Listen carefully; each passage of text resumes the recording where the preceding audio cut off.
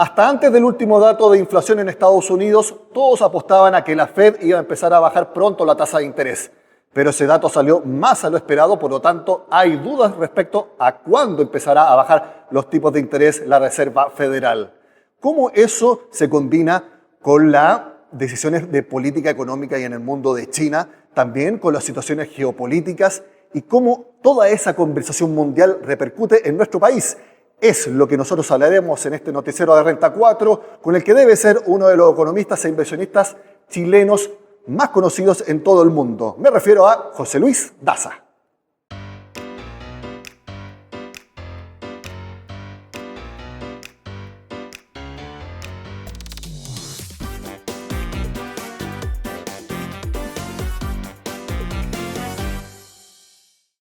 Muy bien, hecha la presentación. Le doy las gracias a José Luis Daza por estar con nosotros conectado desde Estados Unidos. José Luis, ¿cómo estás? Muy bien, muchas gracias por estar con ustedes, por tenerme esta mañana con ustedes. José Luis, la introducción yo le hice con qué va a hacer la Reserva Federal de Estados Unidos próximamente, porque si hasta antes del IPC, que se conoció la semana hace algunos días, donde las expectativas indicaban un número, pero que salió mayor a lo esperado, ahora hay algunas dudas más respecto a cuál va a ser la conducción de la Fed respecto a la tasa de interés allá, pero que repercute en todo el mundo. ¿Cuál es tu expectativa? Mira, mi expectativa es que el Fed va a bajar la tasa este año. El Fed, si miras las proyecciones que nos ha dado el mismo Chairman, te dice que va a bajar la tasa aproximadamente 75 puntos bases en el año. Si bien eso, los mercados piensan que van a bajar la tasa 175 puntos base. Entonces, mi expectativa es que el Fed sí va a bajar, la economía de Estados Unidos sí se está desacelerando. Es una economía que ha tenido un performance extraordinario desde la salida de la pandemia, con un sector privado sumamente fuerte, muy bien capitalizado, los consumidores con mucha riqueza, pero se está desacelerando, lentamente se está desacelerando.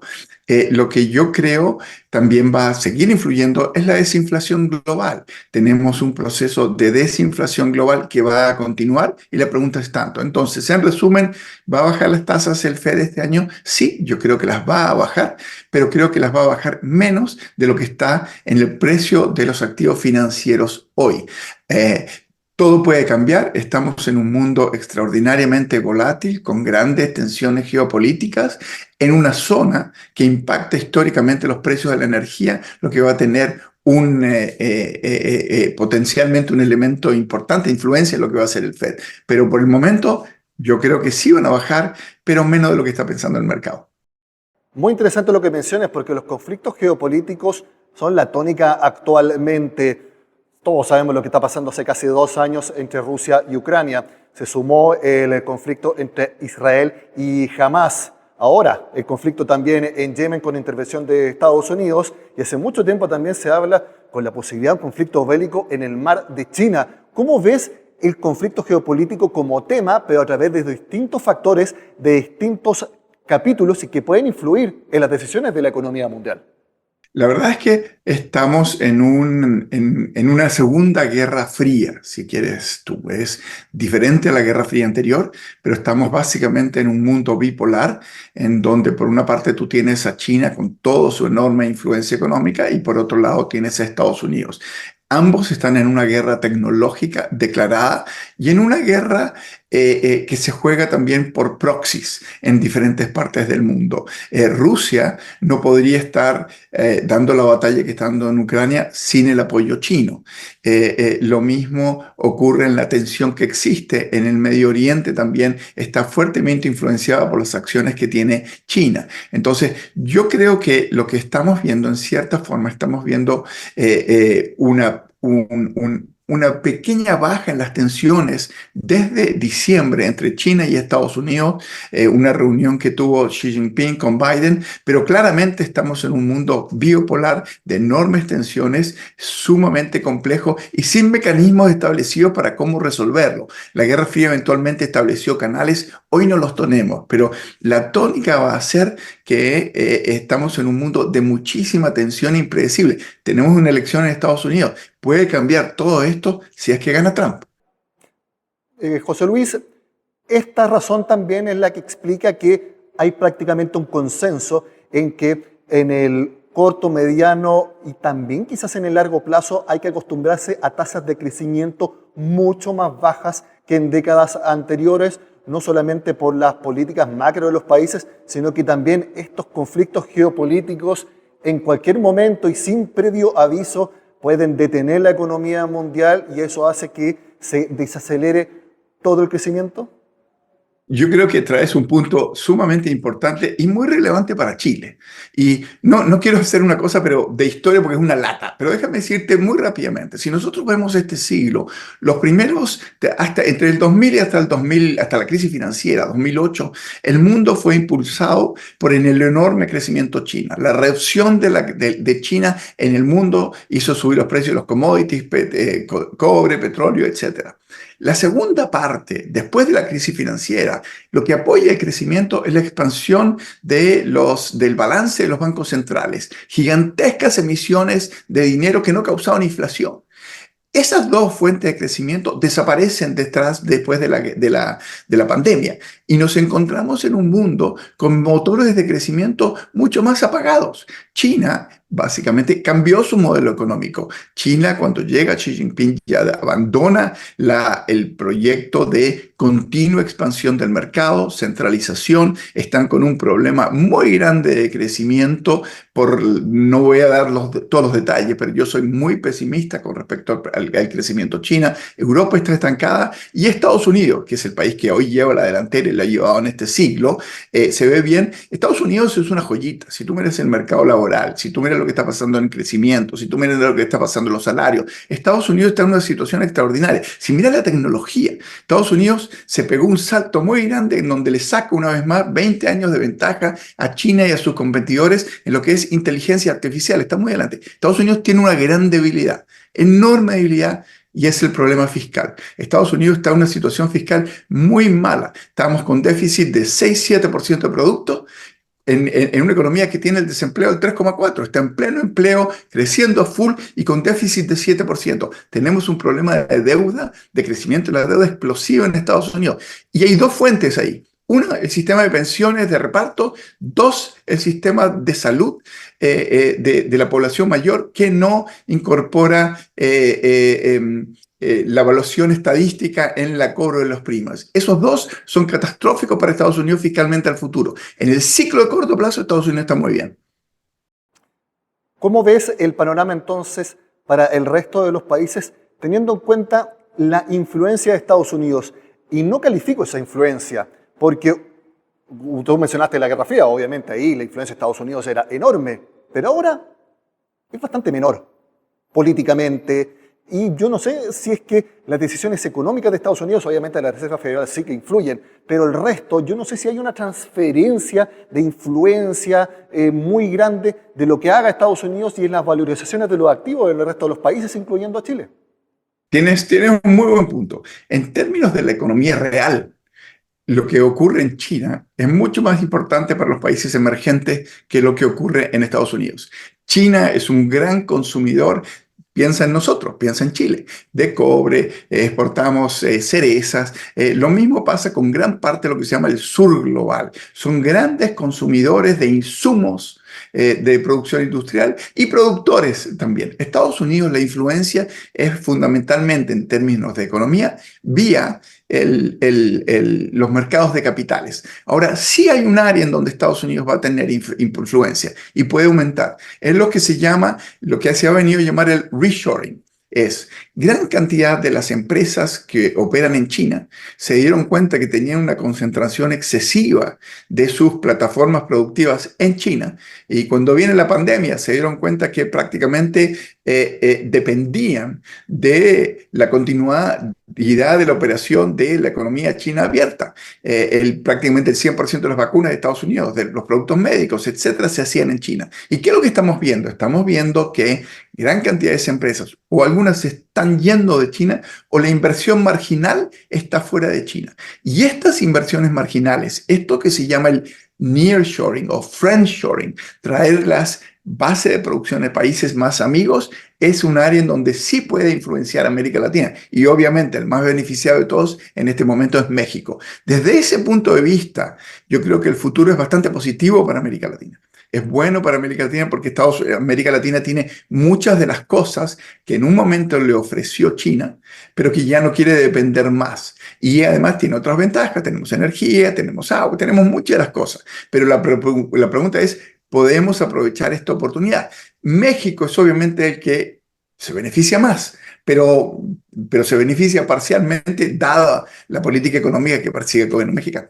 Ahora que hablas de qué país de Sudamérica podría aprovecharlo más, he visto muchos comentarios de que con todas las políticas desregulatorias de Javier Milei en Argentina podría ser un gran receptor de inversiones internacionales. Por ejemplo, se habla mucho de que Tesla podría hacer grandes inversiones allá.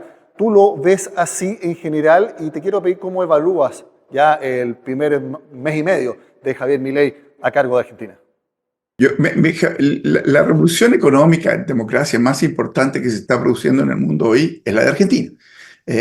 Milei hizo algo que jamás se había hecho en Argentina y se ha hecho en muy pocos países del mundo, que es básicamente ganar una elección diciéndole a la población, yo voy a reducir básicamente los aportes del Estado, el tamaño del Estado, voy a desregular, voy a abrir la económica al mundo en forma muy transparente.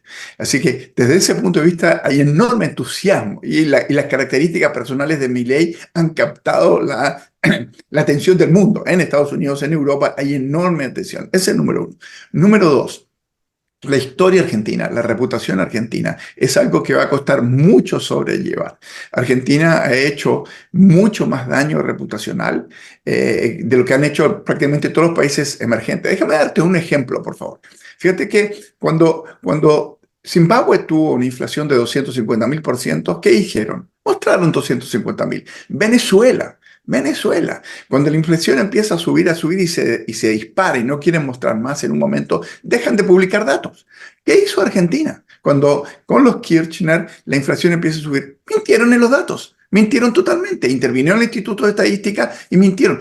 Ningún país hace eso, muy pocos países hacen eso. Y los inversionistas internacionales se han quemado los dedos una y otra vez en Argentina. Entonces, número uno, enormes expectativas, todo el mundo prestando mucha atención y mirando, pero yo creo que tienen que recorrer un importante trecho antes de que el mundo les crea. Ahora, es extraordinariamente interesante, fascinante. Yo creo que les dejaron una bomba de tiempo espantosa lo que le dejó el gobierno anterior y la han manejado en forma muy inteligente. Yo tengo que, por transparencia, yo soy muy amigo de Luis Caputo, el que es el Ministerio de Economía, así que lo digo por transparencia, soy muy cercano. Entonces, pero al margen de eso, yo creo que hicieron un trabajo mucho mejor de lo que todos esperaban, de que los economistas esperaban. Lograron básicamente hacer una depreciación muy grande y que al mismo tiempo que hicieron esa depreciación, lograron hacer que las tasas de interés bajaran. Poco a poco van a seguir, aquí hay una pregunta política, van a poder hacer las reformas micro que tienen que hacer, las miles de reformas, y eso es una pregunta política difícil de responder en este momento. Yo creo que están avanzando mucho y van a avanzar mucho. Esto es lo más optimista que ha estado Argentina en mucho tiempo, incluso más optimista que durante el gobierno de Macri. José Luis, precisamente mencionas inflación y tasa de interés, y eso nos lleva a nuestro último tema, que es Chile. Con el dato de diciembre, el IPC, la caída de 0,5%, Chile cerró 2023 con una inflación de 3,9%. Muy relevante porque hace año y medio la inflación anual estaba en 14,1%, es decir, se redujo a casi un quinto en apenas año y medio. Las tasas de interés, algunos apuestan que el Banco Central la va a bajar a fin de mes en 200 puntos base para dejarla en 6,25%. Te quiero preguntar, esos datos, ¿cómo están siendo vistos afuera? Precisamente sobre eso, la reputación de la conducción económica de nuestro país. Mira, yo creo que en Chile, a pesar de todas las tormentas que hemos pasado desde octubre, desde de los problemas de violencia que tuvimos hace un par de años hasta ahora, hay una institución que sobresale y es el Banco Central. El Banco Central ha hecho un trabajo extraordinariamente profesional y, te diría yo, se adelantó en forma muy importante a lo que hizo el Fed.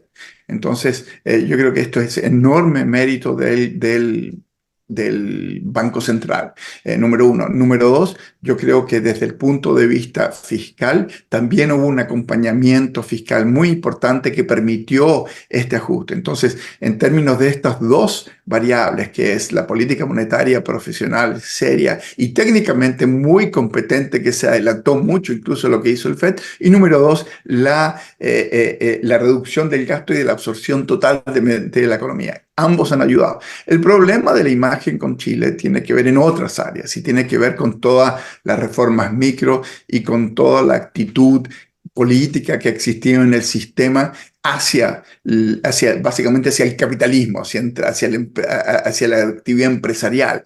Y eso te diría yo que hay enorme incertidumbre, hay reformas que se están discutiendo que todavía son muy complejas, muy difíciles, y yo creo que desde ese punto de vista Chile hoy, Chile ya no es el país que fue hace 15, 20 años, un país glamuroso que estaba en las fronteras de la política microeconómica. Hoy somos un país que estamos bastante estancados, que no crece, no nos vamos a desarrollar con estas tasas de crecimiento, pero sí con un banco central de primera categoría. ¿Cuál crees tú que es el factor que están viendo más en el mercado financiero internacional de los otros que mencionaste?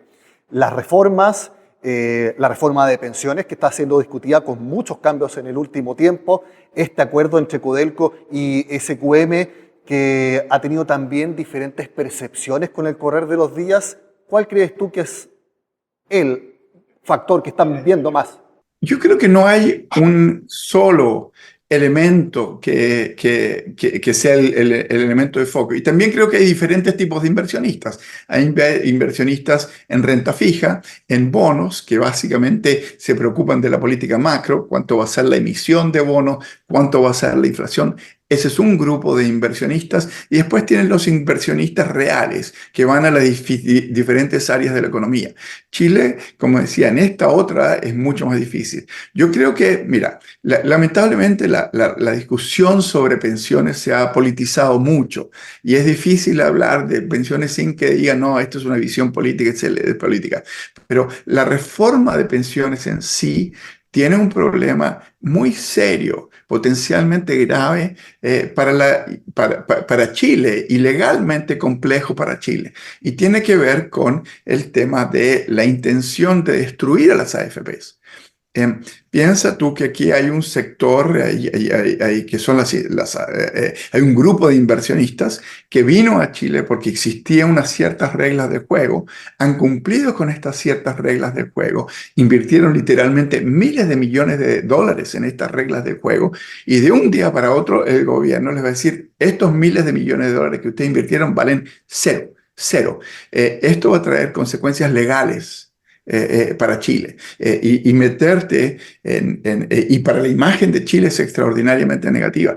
Yo creo que si el gobierno va a optar por ese camino, decir, este tipo de negocio que ustedes vinieron bajo estas reglas que les dijimos que vengan a invertir, Chile es un país confiable, seguro, regla estable. Si van a ir por ese camino y les dicen de un día para otro, les vamos a hacer el negocio porque sí, porque no nos gusta, yo creo que esto va a traer complejos legales.